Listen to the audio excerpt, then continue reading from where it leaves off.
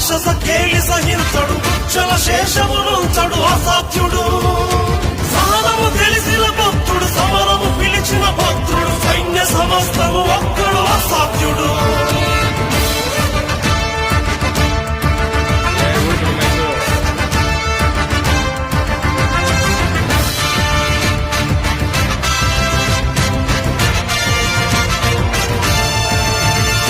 సమయము స్థలమిక చూడడు కథనము అతనికి చెడుకుడు శత్రు శిరస్సుల నొదలడు అసాధ్యుడు